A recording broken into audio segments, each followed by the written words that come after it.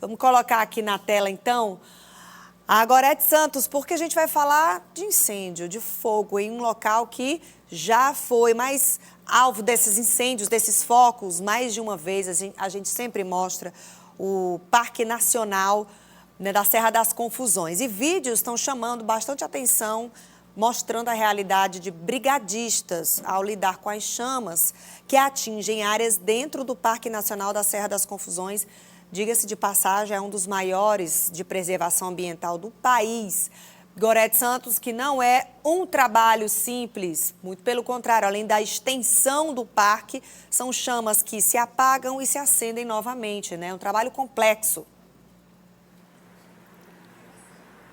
Muito complexo, né? Muitos locais de difícil acesso, Aline. Para se ter uma ideia, você falava da importância do parque, né? Do tamanho, que é um dos maiores do país. São mais de 800 mil hectares. Parque Nacional da Serra das Confusões.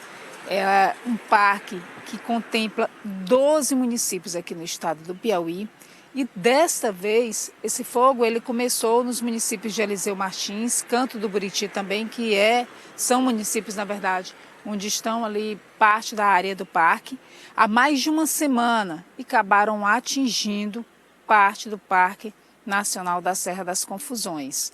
O IBAMA enviou brigadistas federais para o local, 13 brigadistas, além deles Corpo de Bombeiros e também brigadistas do Parque Nacional da Serra da Capivara auxiliam nesse trabalho de combate às chamas. Um dos brigadistas que está na região, inclusive, informou que o fogo ele foi controlado, mas segue em monitoramento exatamente por essa complexidade da qual você mencionava, né? Os locais de difícil acesso, mato muito seco, solo sem umidade nenhuma, o que favorece muitas vezes tudo isso acompanhado de ventos, as chamas se reacenderem. Então é preciso esse trabalho de monitoramento depois de uma grande área queimada, mesmo o fogo tendo sido controlado. O Parque Nacional da Serra das Confusões, além de ser um dos maiores do país, ele também abriga muitas espécies em extinção, são vários tipos de onças, de veados, de tatus, são espécies importantes para a nossa biodiversidade.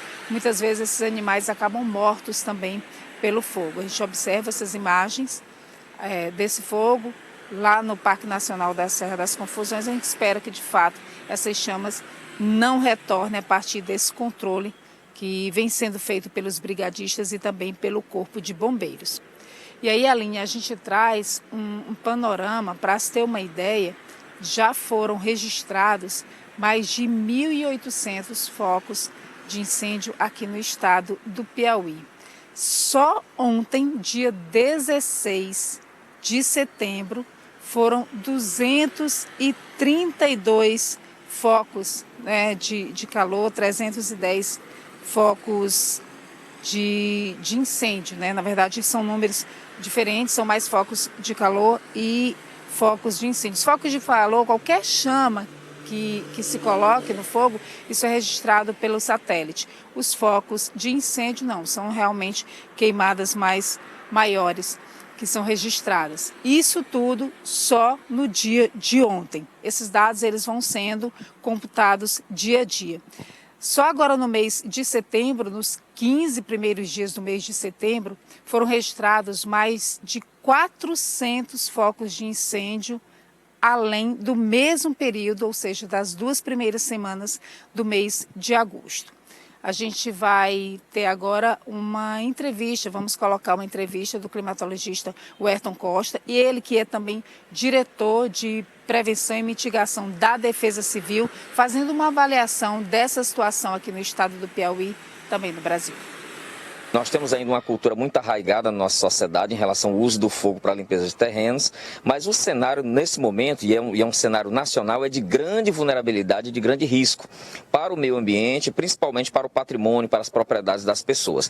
A gente observa no mapa produzido pela SEMAR, a partir do cruzamento de dados da ferramenta do Sensipan e do BD Queimadas, que são 2 monitores de queimadas que usam os satélites para verificar tanto o foco de calor quanto o foco de fogo.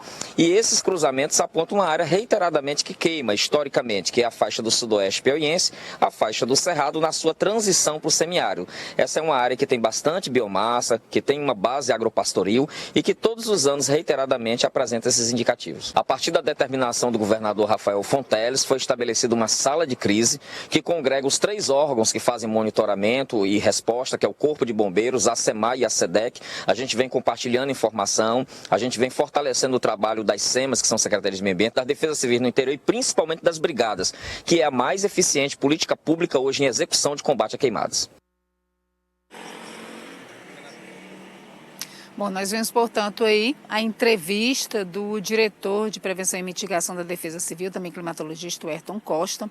Aline, você falava no início a questão da complexidade de pôr fim a esses incêndios florestais. Nós estamos aqui no Corpo de Bombeiros, vamos conversar com o primeiro-tenente Pedro Bento, está ao nosso lado para trazer um panorama maior desse trabalho que é executado por eles, em parceria com esses brigadistas que vêm compondo essa rede de controle em todo o estado do Piauí.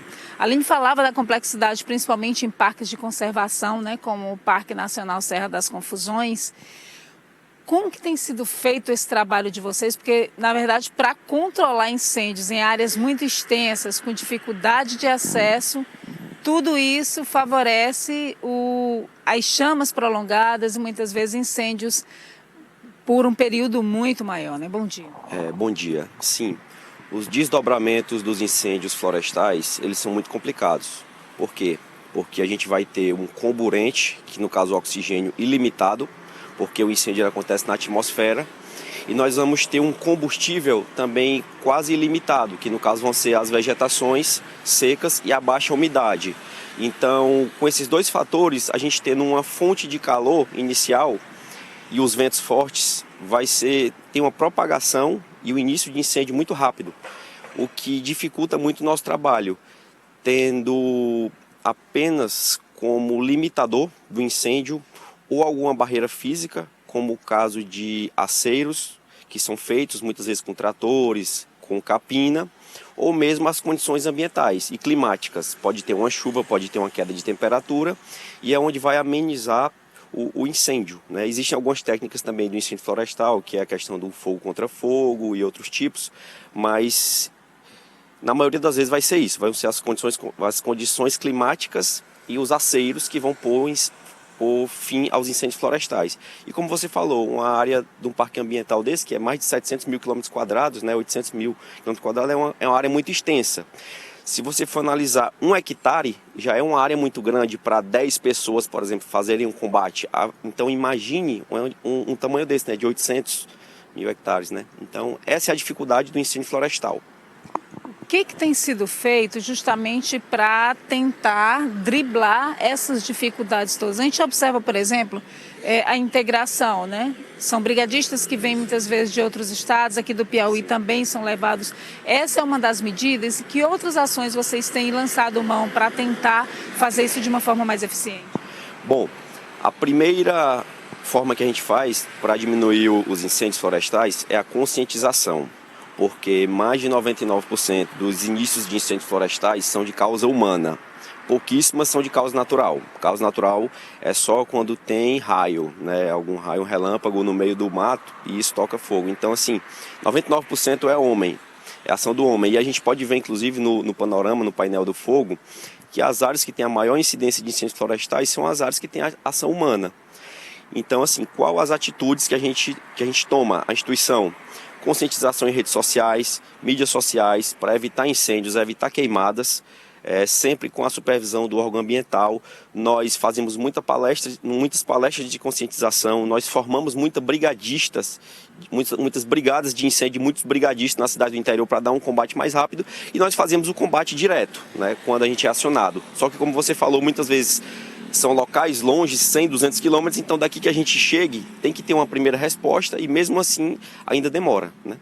Muito obrigada, primeiro-tenente Pedro Bento, aqui do Corpo de Bombeiros, trazendo essa avaliação para a gente. Ele falava dos brigadistas, a gente tem observado esse papel que tem sido fundamental, né, Aline, nos municípios do estado. Falava também a respeito dessa ação humana, e vale lembrar que esse incêndio no Parque Nacional da Serra das Confusões, inclusive a suspeita segundo os próprios brigadistas, seria de ação de caçadores e de queima de lixo no local, Aline.